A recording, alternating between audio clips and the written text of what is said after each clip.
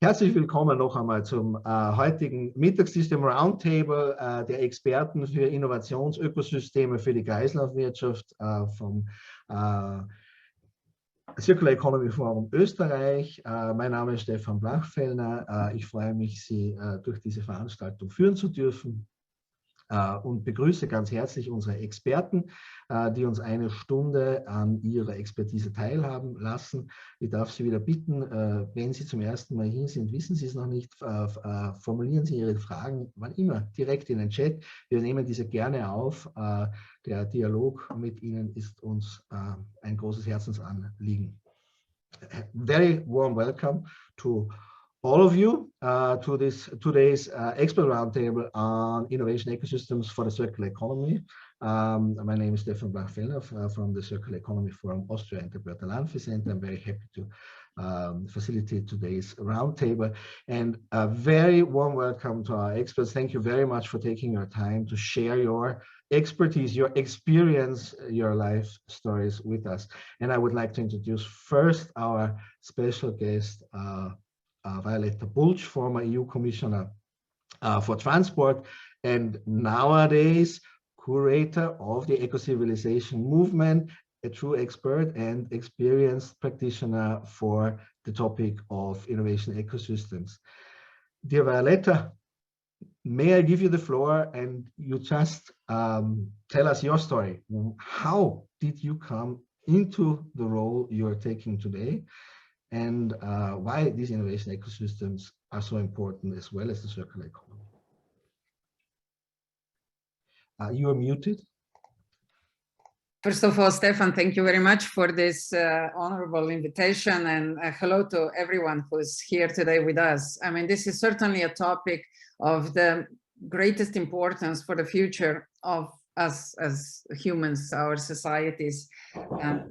Really, once you stop innovating, you stop declining. And I think that is so obvious these days, especially in this global confusion of the world, where everything is seeking an innovative approach and view of how we want to live as the global community together in the future, and what is the role of local communities. And especially this topic of globalization will be joining us more and more in the spirit of innovation. So how did I get so hooked into it? And it's true, you're right, my whole life story is a story of different innovative projects and attempts to really bring together people within innovation ecosystems and maximize the potentials that every member of the ecosystem has. So you already can sense what my stress is going to be. I mean, I'm a very curious person, always was, and that sometimes is very annoying, and Stefan can tell that too. So, you know, people who have this kind of spirit are not always welcome. So whoever is really dedicated to innovation, please don't expect that you're going to be always prized and welcome and loved, because whoever has this spirit is talking about change, and change often you see the resistance towards the change, because no matter how bad in bad situation people are, they know their situation. And when you come and bring some fresh ideas and you talk about changes, of course, people don't really know what's going to happen afterwards. So I think we are right now as a civilization invited that we get rid of the fear of change and really release our potentials as a collective engagement, with strong opportunities for every individual to deliver her or his best, her or his competences, and of course, hopefully develop them even further within such ecosystems. So, I mean, was I always like that? I think the big push to this self-confidence in daring to challenge whatever exists around me came through sport, but more even stronger when I got in touch with martial arts or some other spiritual techniques. And of course, my 5 years in Silicon Valley contributed greatly to the acknowledgement and to awareness of the power of innovation. I was there at the beginning of the internet hype, and I could see what innovative spirit, what innovative technologies, but even more innovative business models were doing to not only to Silicon Valley and to US, but to the entire world. Not always for the good, but the changes were everywhere. So that gave me a confidence that if you want to really create the world you want to live in, you got to innovate. So when I came back to Slovenia, that was my high motivation to awaken the spirit, the innovative spirit, because the whole country was so focused on system of constant improvements that was almost painful. You know, we were excellent in making things better and better, but the value creation was not increasing along these lines. So it was like many times a frustration for many managers and owners and even the public itself, because no matter how good we were, the progress was not as expected. So I started to lead so-called innovation journalism movement, because I saw that if we want to get a higher awareness, we need to include media. Started making movies about successful stories that I encountered and I was exposed to, but people didn't know about it and they were in their neighborhoods. And that brought me to Stanford, became a member of Stanford advisory group for the innovation journalism, development of innovation journalism, which was not a topic at the time. I didn't even know what I was doing. I got that information when I visited San Francisco at one point, and they were telling me that that's what they told me, that that's what I was doing. But then all of a sudden you realize how important it is that in media they already start writing about the innovative stories from the innovative perspective, and that of course required from journalists to get the horizontal views. Because innovation, especially when it is even done on a level of services or business modeling or even social innovation, or if you want societal innovation, it's always really horizontal. So to get journalists into understanding the horizontal stories and even be willing to research and write about it, it was a lot of effort had to be done. So we started to run these awards and took journalists to California, to Stanford, to get exposed to this new way of thinking. And I can say that that really worked. But along with that, we created many public events, mostly for free, to engage people in different activities that prove them how incredible the innovative spirit can be when it serves some good deeds. So some really positive goals and joint engagement. So over a course of 5 years, we pulled together around 6,000 people, which for Slovenia is a relatively good number. And then through International System Science Society, this story was then also spread all over the world. You know, Stefan and I, that's how we also met, first in the seminars in Salzburg seminars in Vienna. Then we co-created the conference in Vietnam, got invited then and travel around with our topics. And it was really fascinating to see how all this innovative approach to whatever, even the conference or to a lecture or to the group dynamic, how many positive spins it can bring to the entire group.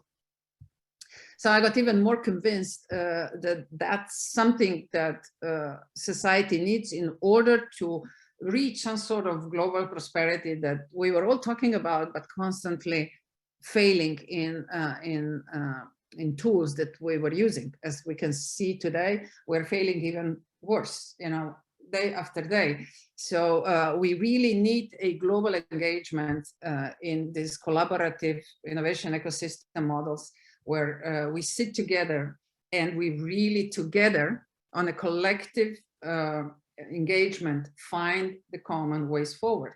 but many, as I said, many people have not awakened their dimension as innovators. So events like this and support from those that already know that that is a step towards a better world is absolutely necessary. And here I would be a great advocate again to really focus on mass innovation. Right now, many companies, many countries are very much focused on high-end innovation. But what I can share with you, because I helped to establish innovation ecosystems in many companies, in many local communities, which are now, for example, practicing very innovative ways of budgeting local communities and everything, because they kept this collective spirit and engagement.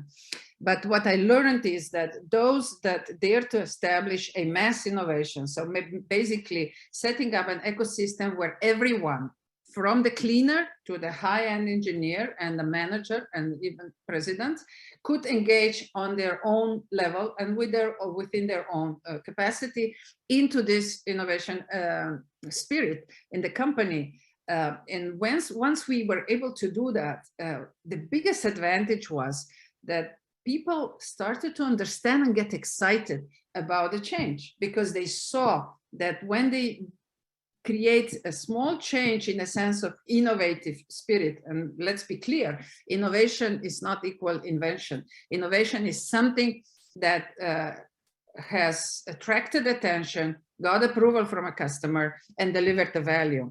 So invention can be something new, but innovation needs to be upgraded with this market dimension. So, which means that innovation always brings some positive spin to the environment or to the group where it was created or for which it was created. So then you see that when you get a high-end innovation, it lands on a very fruitful field. It lands within the group that already knows what innovation is. It's no longer afraid of change, and it's no longer afraid to acknowledge that somebody did something good, better, and that it creates value on the long run. So all of a sudden we saw that even those that before could not get the support or had a hard time to deliver changes within the organization, with a mass innovation, that was by far easier than before. So certainly, just to make maybe a little bit of a summary, is innovation is incredibly powerful tool to achieve sustainable development, which then applies to circular economy, applies to the regenerative societies. If you want to introduce this kind of changes, you need to create mass innovation ecosystems in order to bring as many people into the process, and then of course let them co-create the change. And the change, real change, happens where there is a critical mass of people that are engaged. The second thing is that you start working on also on the personality development, on the holistic development in individuals, to get rid of fear as a tool of manipulation. And more you bring creative energy and sort of empower individuals with creative energy, less there is space for fear and manipulation. And that is so powerful, because that really then helps people to create and dream together, collectively dream and collectively deliver on the vision that they have about their future life.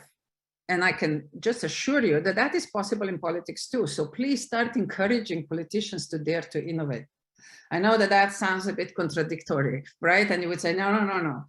Yes, this is the last pillar of a global society that has not reinvented itself, that has not started to deliver on innovation. And that's why we are afraid to make necessary changes in order to move towards a society that we've been talking about for so long, and which is such a strong passion, which is a regenerative and circular society. And just to prove you, I mean, I was in politics for 6 years altogether, but during my mandate in the commissioner, the first thing I did was to create transport ecosystem, to bring all stakeholders together, and then ask them, invite them to start co-creating together.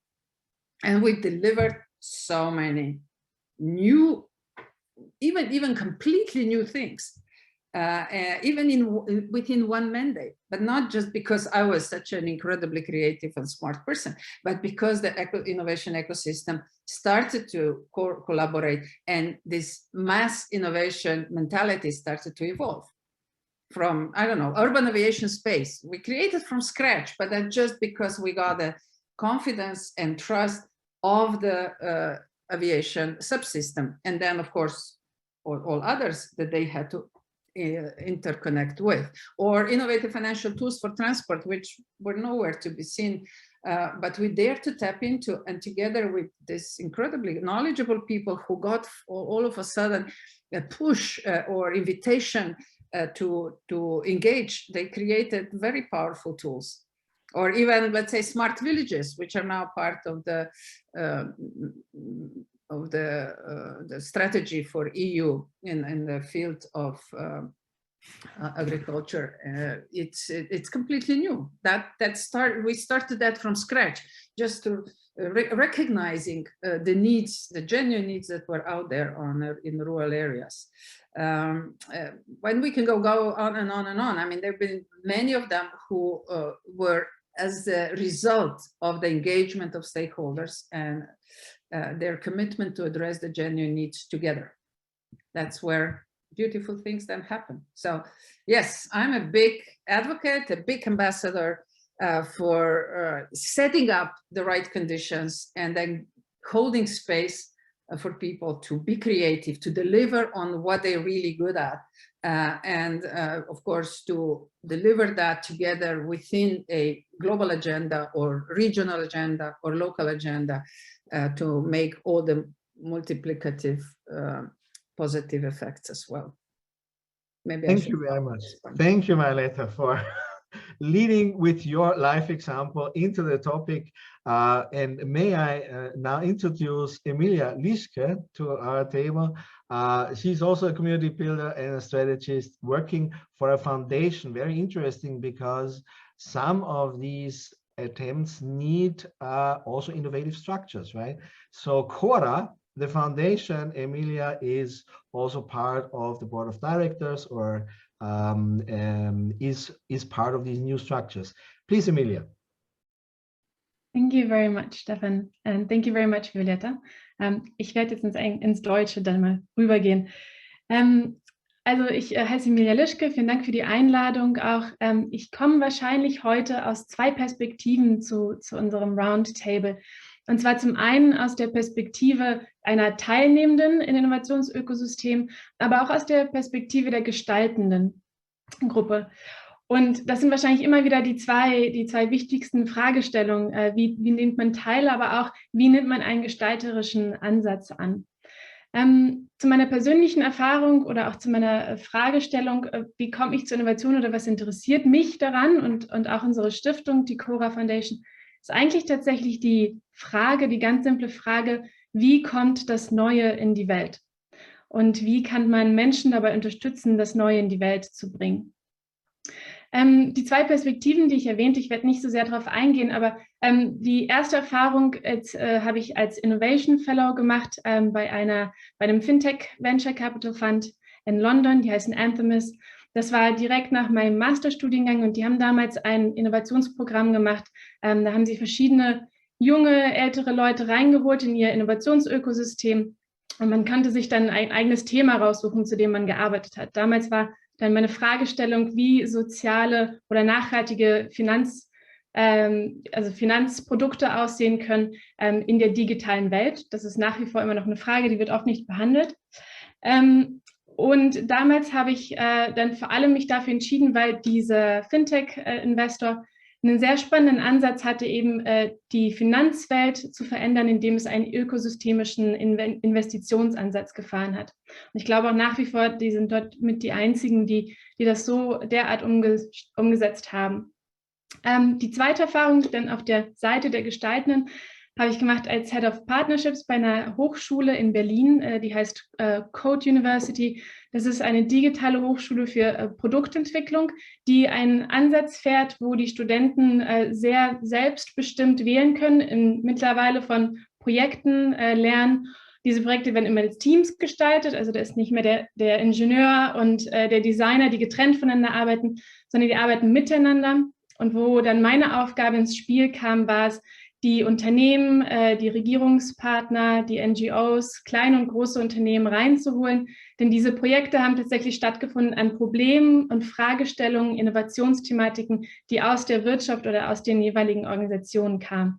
Das heißt, hier habe ich sowohl diese Partner mit reingebracht, aber als auch geholfen, überhaupt diese Verbindungen zwischen den Studierenden und zwischen den Teilnehmern der Unternehmen herzustellen. Und wie du schon erwähnt hast, Stefan, bin ich heute in einer ganz anderen Rolle, und zwar bei der Cora Foundation.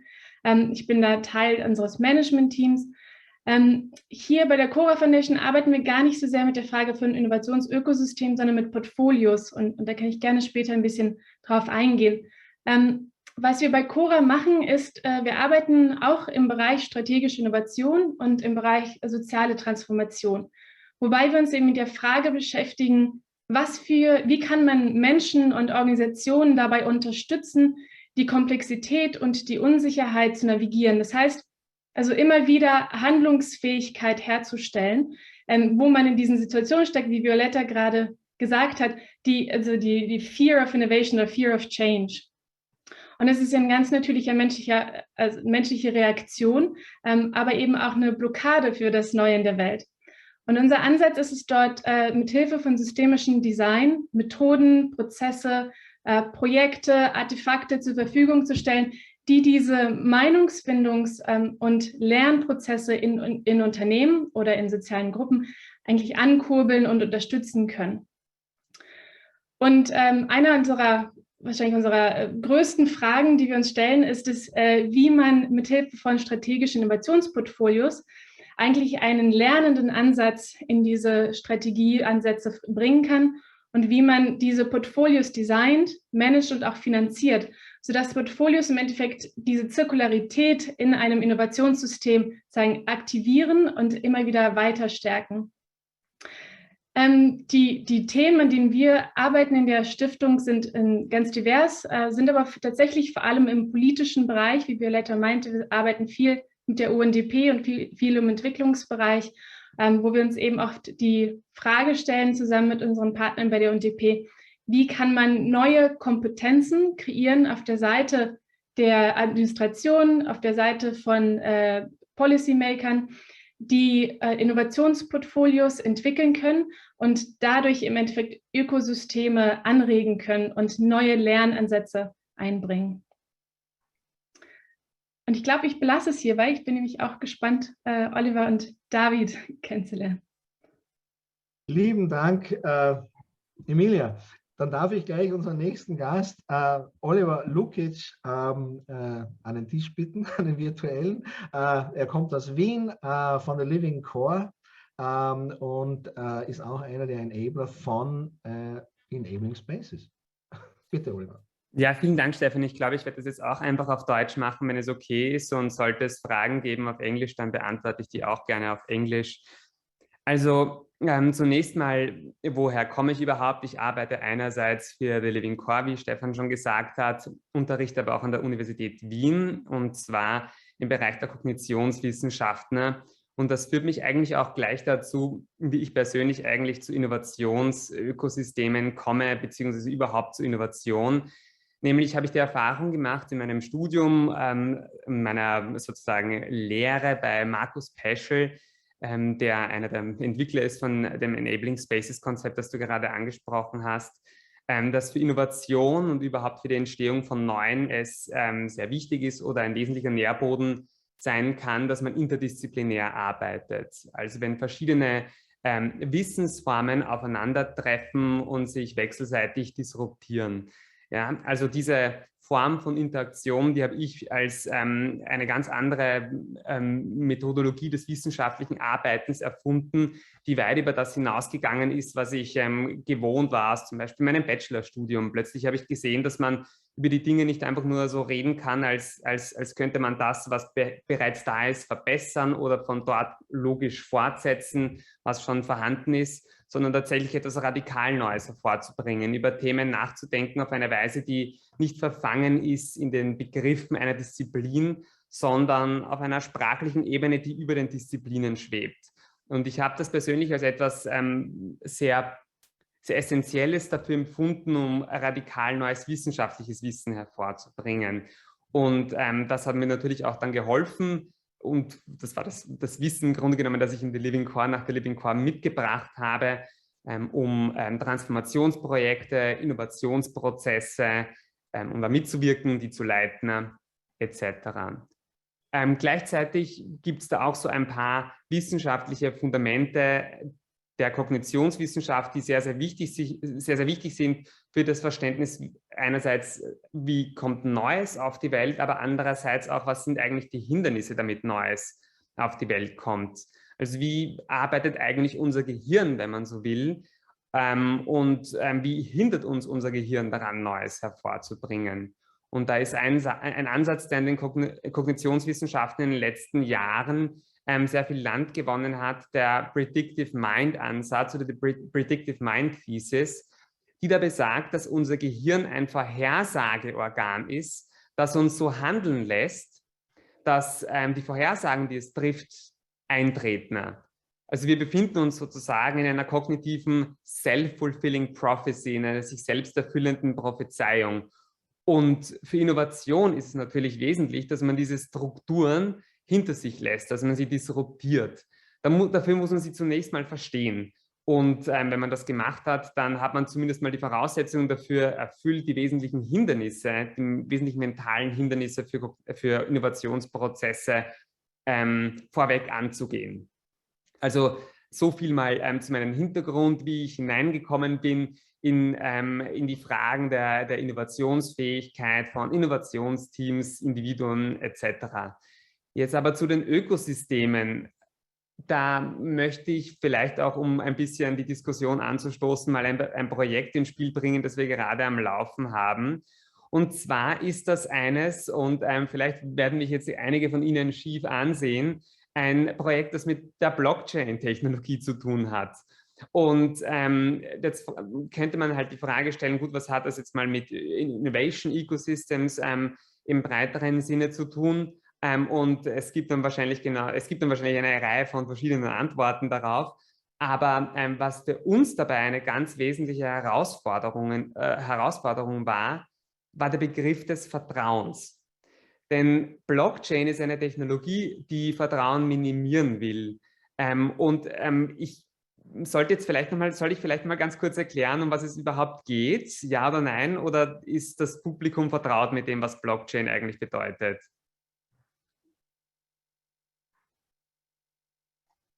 Vielleicht einen ganz kurzen Satz, wenn du es zusammenfassen kannst, aber prinzipiell... Einen ganz kurzen Satz, ich werde versuchen, es ganz kurz zusammenzufassen.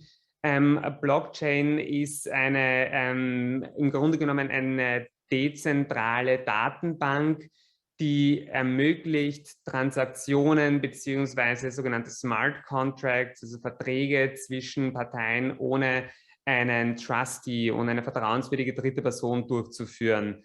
Und dadurch, dass dieses Data Storage System distribuiert ist, also über alle beteiligten Parteien aufgeteilt ist, kann nicht eine einzelne Partei es manipulieren. Das heißt, diese Systeme ermöglichen, dass man Transaktionen macht zwischen Personen, ohne dass man einem Mittelsmann oder einer Mittelsfrau vertrauen muss. Das heißt aber auch, dass sich die beiden sich in Transaktion befindlichen Parteien nicht einander vertrauen müssen. Was heißt, dass wir uns in einem System befinden oder mit einer Infrastruktur arbeiten, die Vertrauen komplett minimiert oder Vertrauen redundant skizziert. Und wenn das so ist, muss man natürlich die Frage stellen, was macht denn das eigentlich mit unserer Innovationsfähigkeit? Und wir bei der Living Core sind davon überzeugt, dass wenn man innovieren will, das Vertrauen zwischen den unterschiedlichen Stakeholdern und den Beteiligten in einem Innovationsteam essentiell dafür ist, dass das Neue überhaupt entstehen kann. Denn neues Wissen, wenn es denn entsteht, ist sehr, sehr fragil, vor allem wenn es denn gerade hervorgebracht worden ist und noch nicht wirklich greifbar ist, noch nicht expliziert ist. Und in diesem Zustand muss das neue Wissen sehr, sehr vorsichtig mit sehr viel Sensibilität behandelt werden. Und das bedeutet, dass die Parteien, die da mitwirken, einander vertrauen müssen. Es ein Umfeld, ein enabling Umfeld geschaffen werden muss, das einander vertraut werden kann. Und ja, genau, wir beschäftigen uns jetzt eben die Frage, wie kann man das eigentlich machen in einem Umwelt- oder mit einem Innovationsökosystem, dessen Prämisse eigentlich ist, dass Vertrauen minimiert werden muss. Und wir wollen versuchen, uns durch diesen Widerspruch zu navigieren und eine Antwort darauf zu finden. Und das ist ein unglaublich spannendes Projekt. Aber ich glaube, ich belasse es jetzt mal dabei, weil ich habe schon genug gesagt und reiche weiter zum David. I try to translate also for Violeta so that she can follow your the inputs as well. I just want to say this one sentence before I will pass over to David. This is really interesting because you said trust is minimized through technology, yes, okay, by design, and then what happens if the most important enabler of innovation is being minimized, and you want to establish innovation for this project. Exactly. So it's a contradiction. Yes, exactly. If you want to build an innovation ecosystem based on trustless technology, you still need to do justice to the necessity of trust, and that is the challenge that we are facing.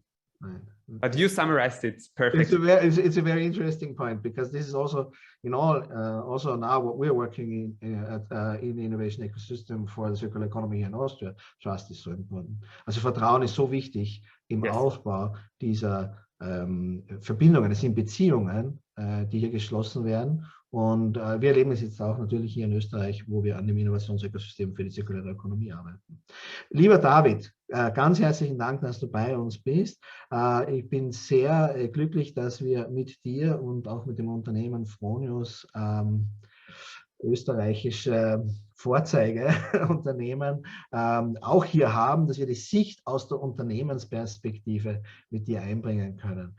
Auch an dich die herzliche Einladung, zu erzählen, wie du in diese Rolle gekommen bist, was dich bewegt und wie wichtig das ist für deine Tätigkeit auch im Unternehmen. Bitte. Ja, danke schön. Danke, Stefan. Danke in die Runde. Total spannende Teilnehmer auch, aber habe ich schon kennenlernen dürfen. Ja, ganz kurz, wie bin ich jetzt in die Rolle zu Fronius gekommen? Sustainability by Design, ganz kurz, was heißt das? Produkt, Service, System, Nachhaltigkeit. Das heißt, ich schaue mir unsere Produkte an und versuche die in verschiedenen, ich nenne es mal, Umweltwirkungskategorien zu optimieren. Ja, mein Leben war eigentlich gekennzeichnet durch, sage ich mal, Disruption und verschiedene Brüche, weil ursprünglich habe ich in Graz studiert, wollte AHS-Professor werden, habe das Studium dann auch abgeschlossen, währenddessen aber festgestellt, möglicherweise gibt es noch was mich noch mehr interessiert, wo noch mehr intrinsische Motivation vorhanden ist, und das hat sich dann auch gezeigt in einem Geografie-Seminar über Nachhaltigkeit. Und das war damals 2008, 2009. Und das hat für mich dann so einen Schwenk hervorgerufen, warum ich mich mit dem Thema Kreislaufwirtschaft und damals sehr stark mit Recycling auseinandergesetzt habe, und habe dann die Chance gehabt, dass ich noch eine Dissertation mache im Kunststoffrecycling-Bereich. Das war eher so ein Management-Ansatz. Und das war eine transdisziplinäre Forschungsarbeit über Kunststoffrecycling, wie kann man das optimieren im automotiven Sektor. Und da habe ich sehr viel kennengelernt, wie man eben evidenzbasierte Nachhaltigkeit vorantreiben kann. Was braucht es denn, diese Kollaboration eben so essentiell bei so einem komplexen Thema wie Kreislaufwirtschaft, nicht nur Recycling natürlich, das ist auch schon sehr komplex. Und da hat sich dieses Innovationsthema schon mehr oder weniger angeboten als Werkzeug, wie man das dann erreichen kann. Und auf der Suche nach Sinn hat sich das dann ergeben nach dieser Dissertation, dass ich dann einen Job gehabt habe in Oberösterreich beim Cleantech Cluster und habe dann nach kurzer Zeit diese Stelle Circular Economy Innovation bekleiden dürfen. Und genau bei diesem Cluster, das ist ein Netzwerkverband verschiedener Unternehmen, von einem kleinen Startup zu Wissenschaft und Forschung, teilweise auch Politik bis zu großen Unternehmen zu vernetzen und genau diese Innovationsökosysteme zu erschaffen. Weil erst im Austausch, in der Kooperation entsteht meines Erachtens wirklich wertvolle Innovation. Und nach einiger Zeit, nach 4 Jahren, war dann dieser nächste Schwung, weil man gedacht hat, ich würde mich gerne mehr fokussieren, spezialisieren. Ich habe sehr viel kennengelernt, verschiedene Branchen, Sektoren und jetzt bei Fronius im Elektroniksektor. Und Fronius produziert und entwickelt Schweißgeräte, Photovoltaik, Wechselrichter und Zubehör und aber auch Batterieladegeräte, speziell für die Intralogistik. Und da ist jetzt natürlich sehr interessant, weil es sind sehr, sehr spannende Themenfelder, zum Beispiel, wenn ich das herauspicke, PV-Wechselrichter, das sind sehr komplexe Produkte, die 20, 30 Jahre lang halten, weil Fronius einen sehr hohen Qualitätsanspruch hat, jetzt eigene Testlabore, wo Härtetests durchgeführt werden. Das heißt, die Geräte werden geschunden und dergleichen. Das ist zum Beispiel so ein Kunststoffteil von einem Schweißgerät. Auf YouTube gibt es da ganz interessante Videos, wie diese Tests ablaufen. Und das hat mich damals auch schon fasziniert. Und ich darf jetzt da mittlerweile ein Team aufbauen. Und das Spannende bei Fronius ist, dass da das Innovationsthema sehr hoch ist. Wir sind eher im hochpreisigen Segment. Das heißt, Qualität und Innovation ist unser Asset. Anders wird es in Europa, in Österreich auch nicht funktionieren. Und wir haben das dann auch so aufgesetzt, dass verschiedene Desk-Strukturen bei Fronius sich mit dem Thema Kreislaufwirtschaft, Nachhaltigkeit und Innovation beschäftigen. Und da muss ich auch natürlich sagen, dass da sehr, sehr viel Vorarbeit von sehr, sehr vielen Menschen geschehen ist, sei es von den klassischen Technikern, die sich mit dem Thema beschäftigt haben, wie kann man denn Produkte haltbarer machen? Wenn ein Wechselrichter zum Beispiel im Atlantik hängt, damit Salzwasser und der härtesten UV-Strahlung bestrahlt wird, das ist natürlich eine Herausforderung für Produkte, dass die dann 20, 30 Jahre lang halten und auch reparierbar sind und solche Themen. Also speziell Öko-Innovationssysteme sind dann auch aus dem Corporate Sustainability Bereich, möchte die Katrin Hellenberger speziell nochmal nennen und den Markus Zauner, die da sehr, sehr viel Spannendes schon geschaffen haben auf Produktionsseite und in diesem Corporate Sustainability Desk, da ist quasi jeder Fachbereich vertreten. Und werden gemeinsam Kreislaufwirtschaft, Nachhaltigkeitsthemen diskutiert und dann dementsprechend Aktivitäten abgeleitet. Also das würde ich jetzt einmal sagen, das ist ein Teil eines internen Innovationsökosystems. Wir haben uns dann nochmal ein Subnetzwerk definiert, das darf ich leiten, das ist der R&D Sustainability Desk. Da sitzen dann die wichtigsten Personen aus der R&D und da gemeinsam schauen wir uns dann speziell eben auch die Produktnachhaltigkeit und die Kreislauffähigkeit unserer Produkte an. Und da ist natürlich intern das, also ein paar Klassiker, die ich versuche immer mitzudenken. Das eine ist Change Management, weil egal, was man in dem Kreislaufwirtschafts-Nachhaltigkeitsthema anschaut, ist es meines Erachtens immer ein laufender Change. Ohne Change kommt man nicht voran. Und zweitens, dass man sich diese klassischen großen Hebel anschaut, wo man im Unternehmen ansetzen kann. Strategie, Struktur, Kultur. Und da gibt es so diesen Klassiker, Culture is Strategy for Breakfast zum Beispiel, aber solche klassischen Aussagen. Und das ist dann das Interessante, dass man das mit der Innovation verknüpft und dann gemeinsam an Dingen arbeitet. Und so ein Beispiel ist natürlich für mich immer ein positives Best Practice Beispiel ist das Fairphone. Das Fairphone hat sehr, sehr spannende Ziele in Nachhaltigkeit und in der Kreislaufwirtschaft. Und da kann man einige Ableitungen treffen. Und für uns heißt es dann zum Beispiel, dass wir gesagt haben, wir möchten uns auf evidenzbasierte Produktnachhaltigkeit fokussieren. Wir möchten das tunlichst rauslöschen und nicht ermöglichen eigentlich, dass man in das Thema Greenwashing irgendwo hineinrutscht. Deswegen haben wir Lebenszyklusanalysen gerechnet. Die werden jetzt immer mehr, dass wir die Daten haben und wirklich diese wissenschaftliche, trockenen Fakten, auf denen wir aufbauen können. Und nur so kann man dann in wirklicher Innovationsökosystemen ehrliche Nachhaltigkeit, ehrliche Kreislaufwirtschaft vorantreiben. Das ist jetzt mal so zum internen der Bereich. Und extern ist natürlich so, dass man mit vor- und nachgelagerten Unternehmen Shift-Phone als Fairphone, ja, das ist ein guter Punkt. Shift-Phone habe ich auch hinter mir. Die haben wir gratis glaube ich, sogar ein kaputtes Exemplar geschickt. Also muss ja auch bin auch ein Schiff-Fan auf alle Fälle. Kann man auch sehr viel lernen. Ja, extern heißt es dann, dass man auch in die Bewusstseinsbildung natürlich gehen muss, mit vor- und nachgelagerten Unternehmen. Lieferkette natürlich vorgelagert und dann zum Beispiel Recyclingunternehmen, potenzielle Reparateure und dergleichen. Die muss man alle irgendwie ins Boot holen. Kurzes Ausflug diesbezüglich haben wir letzte Woche gemacht zum Müller-Guttenbrunn. Das ist meines Erachtens einer der besten Elektronik-Recycler in Europa. Und da haben wir eine Exkursion gemacht mit einer kleinen Delegation von uns, dass die Entwickler das sehen, wie funktioniert der End of Life von einem Elektronikprodukt von uns. Weil das ist meines Erachtens einer der wichtigsten Aspekte dieser Bewusstseinsbildung, dass das automatisiert im Mindset ist der Entwickler. Wenn ich den End of Life kenne, persönlich erlebt habe, dass ich gesehen habe, wie werden dort Elektronikgeräte geschreddert, wie funktioniert dieser sehr komplexe Sortierprozess, dann brauche ich persönlich jetzt nicht mehr so viel diskutieren und mit PowerPoints herumlaufen.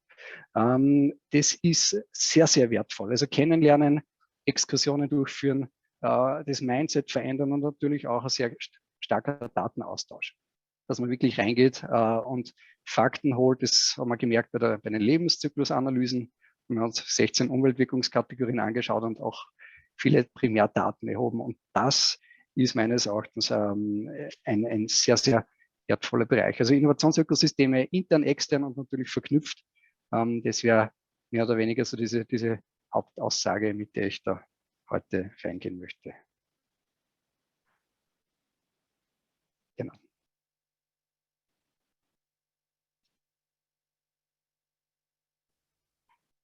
Ganz herzlichen Dank. Jetzt habe ich gerade noch einen letzten Satz übersetzt. Exkursionen und Datenaustausch ermöglichen eine stärkere Bewusstseinswandel als jede PowerPoint-Präsentation.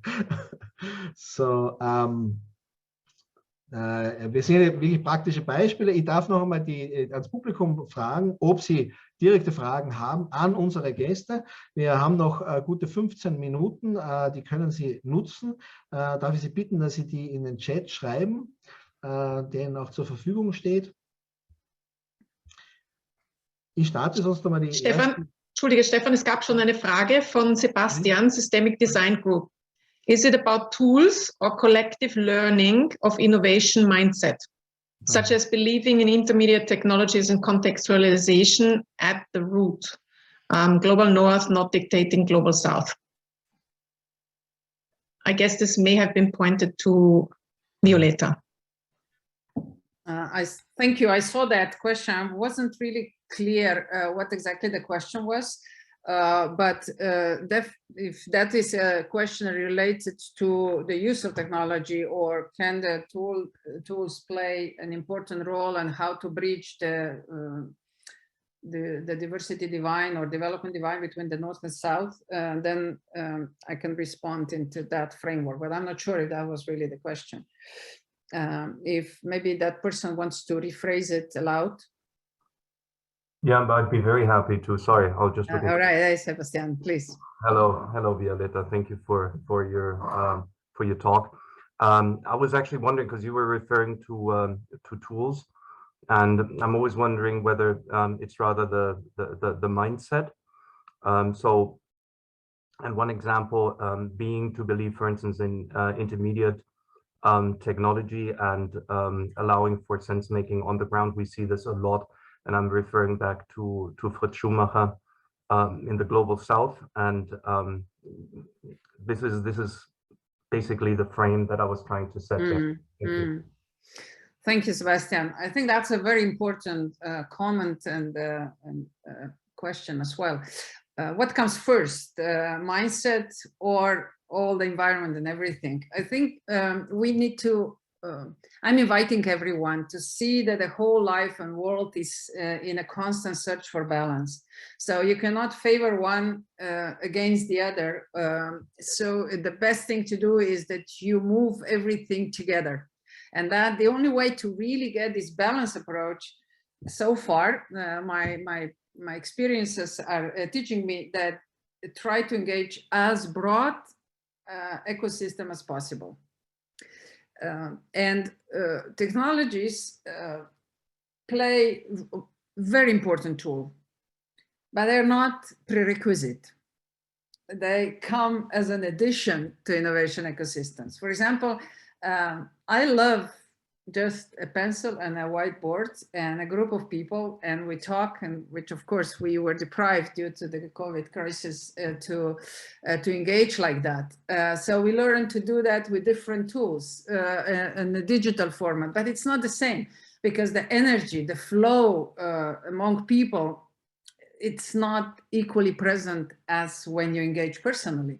So I really hope we're going to be able to get back to personal engagement.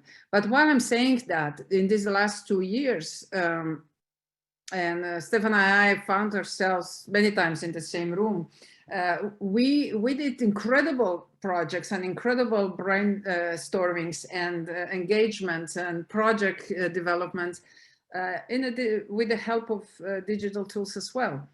As I said, it helped that we talked prior to that a lot, that we knew each other about personal lives, about points of view, about aspirations and dreams, because we had many discussions before we engaged in the project. But still, I still hope for the day when we get together in one big room or in a forest or wherever that's going to be and engage on a personal level, because that's where really the sparkles happen. And this spontaneous human characteristic. And that's what I'm inviting everyone. Let's not create robots out of ourselves. We're not robots. We have robots for delivering black and white solutions. We are creative creatures. We are unpredictable. We are spontaneous. And that's when we are together. That's exactly what happens in the space. And that's where, based on my practical experiences, the best innovative breakthroughs happen. In this sparkles in the eyes, sparkles in the conversations, and maybe even of the room, informal conversations that broaden our minds, and then within that broader mindset, beautiful things start happening. So I think we need to work together. We need, we keep encouraging each other to broaden the mind and to then engage within that broader mind. At the same time, help ourselves with tools that we can really collaborate globally and bring even more ideas together and even have more fruitful brainstormings. Thank you very much, Violetta. Eine generelle Frage, one general question that you can read in the chat, but I will translate it now in German. Ich übersetze es in Deutsch, weil ich möchte ganz gern eben auch David Schönmeier, Oliver Lukic und auch Emilia bitten, diese Frage vielleicht aufzunehmen. Welche Rolle spielen eine langfristige Perspektive und eine Bottom-up-Entwicklung in kleinen Schritten? Kollidieren sie nicht mit der wirtschaftlichen Perspektive, schnell Ergebnisse zu erzielen? Die Frage kommt von Michael Hohl aus Deutschland. Ich glaube, das ist eine entscheidende Frage auch für diese Langfristigkeit, die diese Arbeit ja sowohl in unternehmensinternen als auch in unternehmensexternen oder organisationsexternen Ökosystemen hat. Könnt ihr hier eure Erfahrung teilen, bitte? Maybe Emilia, do you want to go first, as this was the order? Okay. All right. Thank you very much, Oliver. I'll try to keep it short. Michael, I totally agree with you. I do think there is, the change process and the learning process is a layering and slow organic process versus the competitive approach that I think very often, the competitive and selective approach that is still very much the paradigm of many innovation ecosystems or innovation networks, where we very often have this image of there's probably a box, you throw in a couple of innovators, you throw in a couple of people and organizations, and then you kind of do this to the box. And then whatever falls out of the box in the end gets the funding or is the winner. And if that person can barely stand, that's perfect. They get the funding and they run with that. What that leads to is, of course, an isolation of many innovators or innovation practices in the end. but there's probably a more effective way to actually speed up social innovation processes. And that's really learning as an accelerator of social systems, of meaning making, of solution finding as well. And very often, I think what we are stuck in is with that very VC-driven paradigm of how does innovation happen, which is a funneling approach, and it's a selective approach. But there is a chance to actually think of innovation as a space of creation and a space of design, where what you're doing is creating connections, creating circularity within a system, and that through these connections, you're actually layering them. You don't do that just once or twice, you keep doing that, and that actually, and from our experience as well around portfolios for social transformation, that creates an incredible amount of energy, of information flow, new connections, and innovation. But very often we don't think of learning and designing for learning as a competency in innovation ecosystems.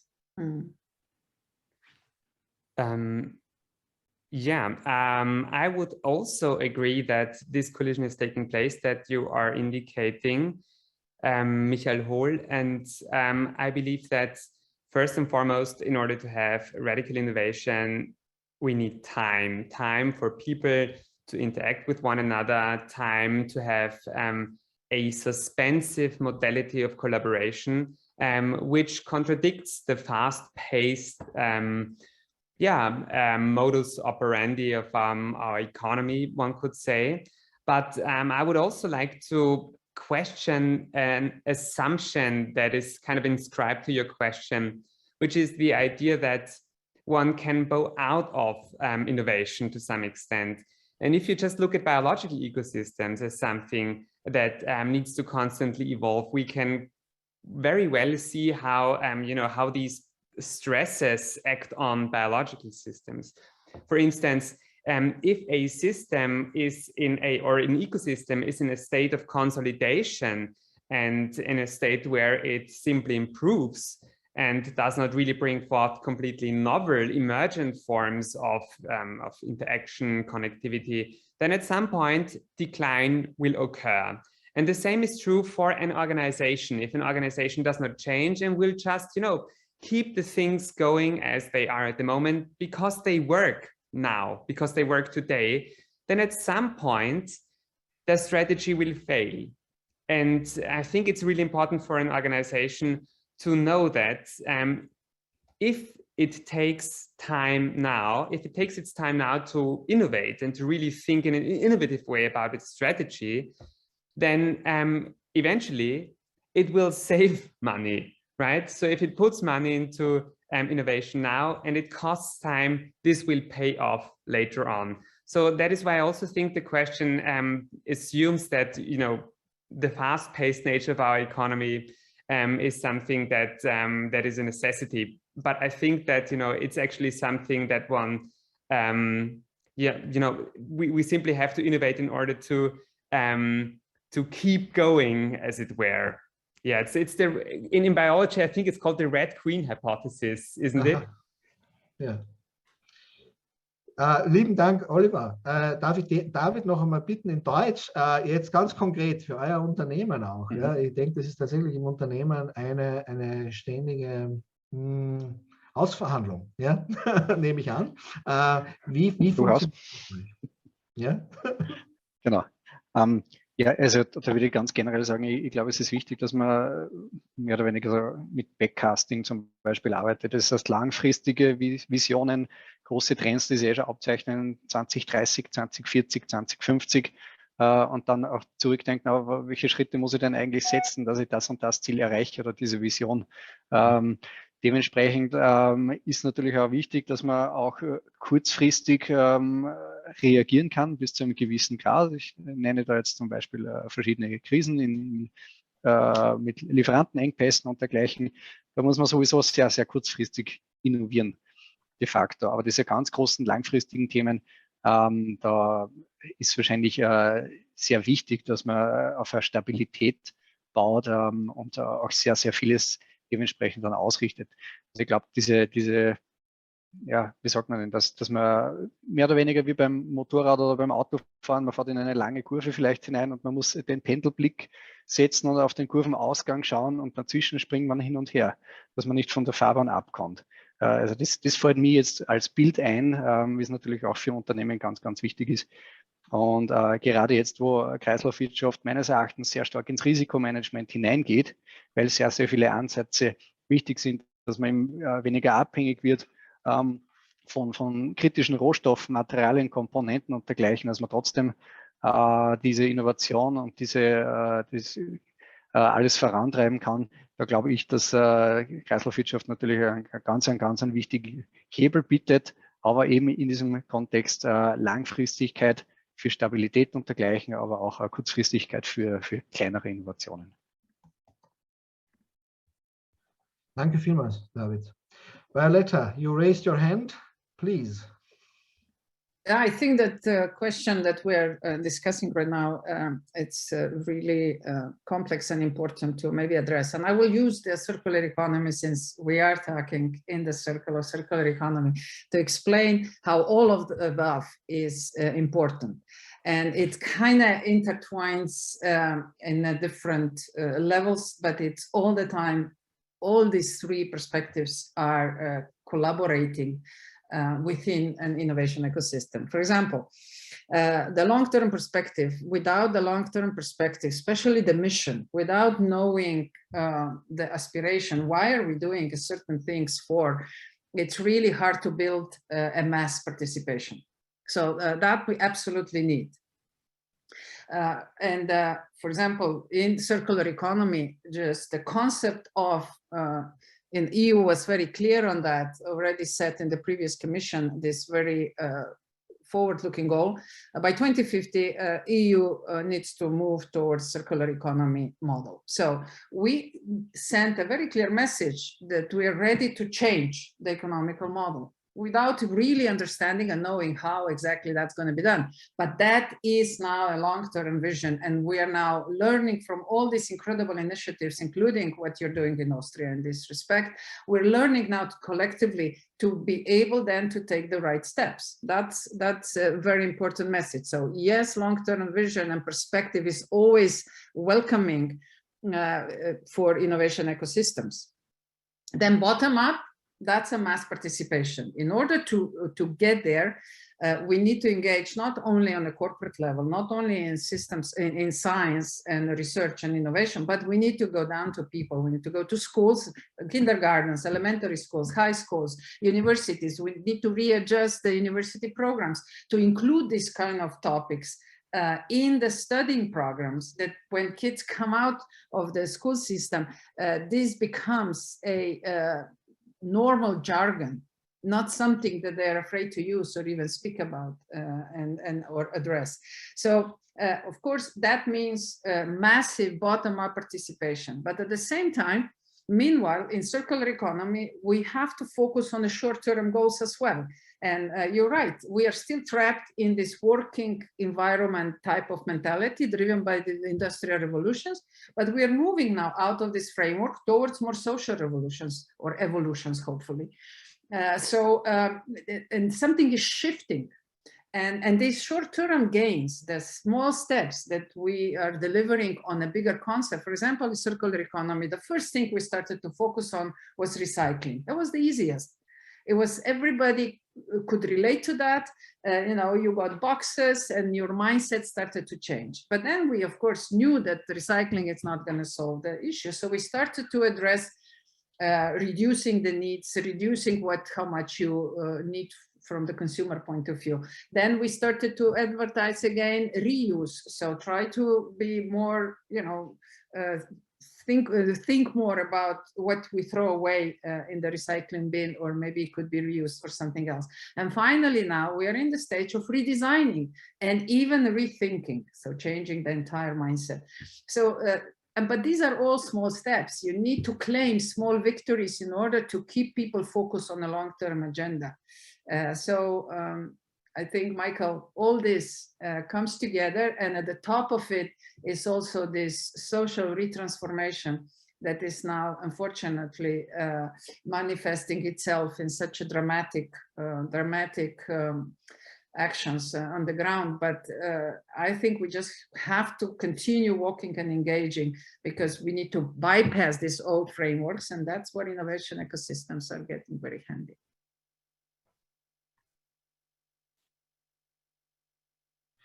Fantastic. Thank you very much. Thank you, Michael Hall, for your final comment also.